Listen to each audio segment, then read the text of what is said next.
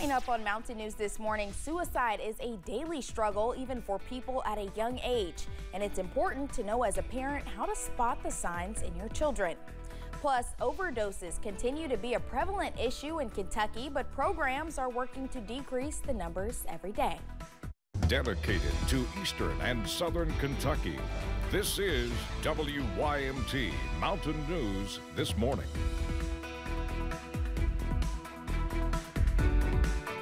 Good morning, I'm Madison Carmouche. We're coming up on 5 o'clock this Labor Day morning. I was out of town, so I wasn't really thinking about my pedal to the metal, metal to the pedal, but Tim, I think you've got some information for us about it, so let's send it over to him for a look at your forecast.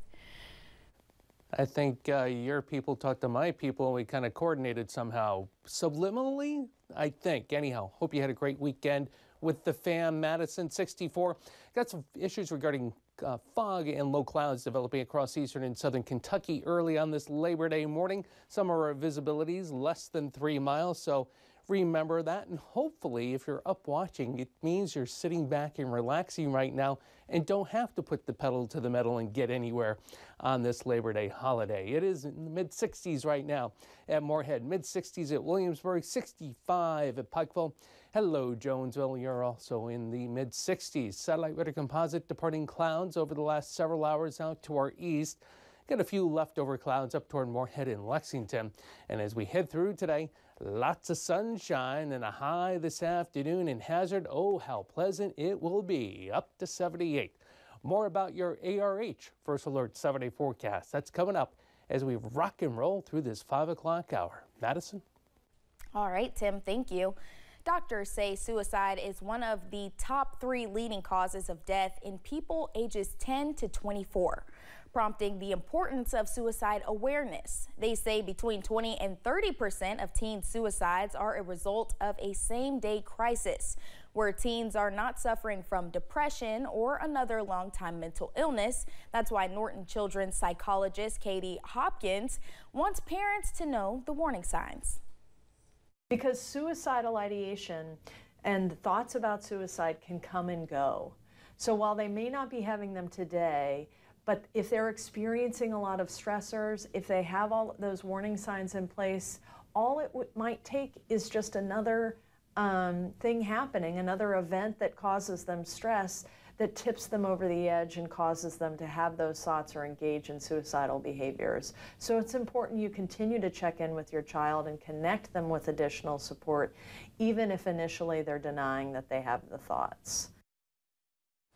She says to pay attention if your kids are talking or writing about suicide or death, especially with risky behaviors, and watch if they withdraw from family or friends. Hopkins says a sudden positive shift in mood should also be concerning. Her advice to parents: if you notice these behaviors, talk to your kids and be direct. On Friday night, folks in Hazard hosted an overdose awareness recovery walk to remember the lives lost to addiction. WYMT's Austin Hicks talks with a man about his path to recovery. According to a 2023 Team Kentucky report, nearly 2,000 Kentuckians died due to drug overdoses. That is a 9.8% decrease from 2022. Recovery houses like the Rebound Center in Hazard have helped people take back control of their lives. Ryan Atkins went through the recovery process and says the difficult thing about beating addiction is reaching out for help.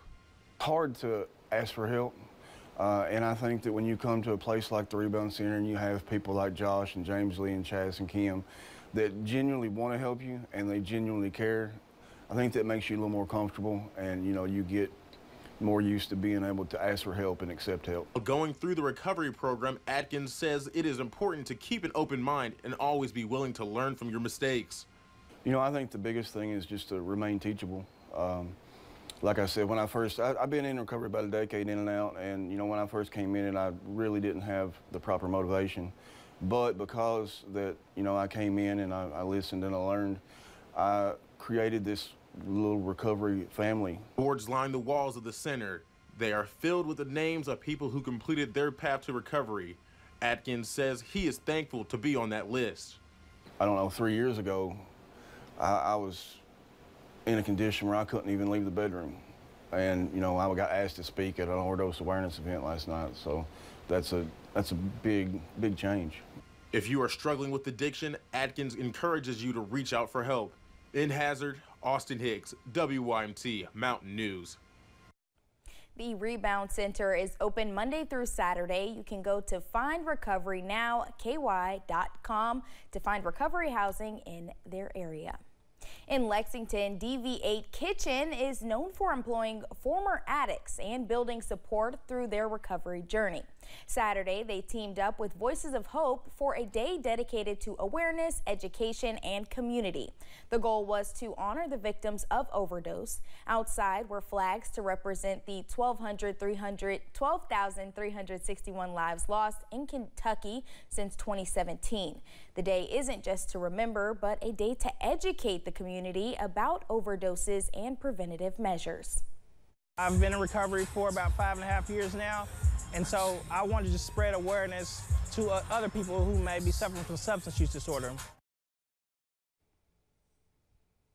DV8 Kitchen says they plan to honor this day every year until no more flags need to be added. The beginning of the fall semester through Thanksgiving break is called the Red Zone on college campuses. That is because it accounts for the majority of college campus sexual assaults. University of Kentucky Police Chief Joe Monroe says the department has a special victims unit with 2 detectives and a victim advocate that walk people through the resources available in the community, including the court process and UK's own campus resources. Whether they want to press criminal charges or not, we still want to make sure that it gets reported and we get them the assistance they need to recover. Chief Monroe says prevention during the red zone and all other times of the year is a group effort. A woman's risk of getting ovarian cancer is about 1 in 87, according to the American Cancer Society. The symptoms are often subtle and mistaken for other more common problems, since signs can include bloating, pelvic or abdominal pain, trouble eating or feeling full quickly, and urinary symptoms such as urgency or frequency. The American Cancer Society says these symptoms could also have other causes, but when caused by ovarian cancer, they tend to be persistent and a change from normal. It's important to be able to tell other people what to look for or what not, so that we decrease the incidence of ovarian cancer. UK's Markey Cancer Center has a free ovarian cancer screening program. Women over the age of 25 who have a family history of ovarian cancer or other genetic risk factors, and any women over the age of 50 are eligible for free screenings. Thanks for getting your day started with us here on Mountain News this morning.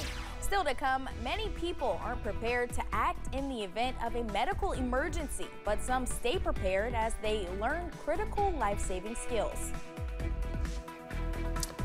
And the weather department, it was a weekend where the forecast gradually improved, setting the stage, yes, for a beautiful Labor Day.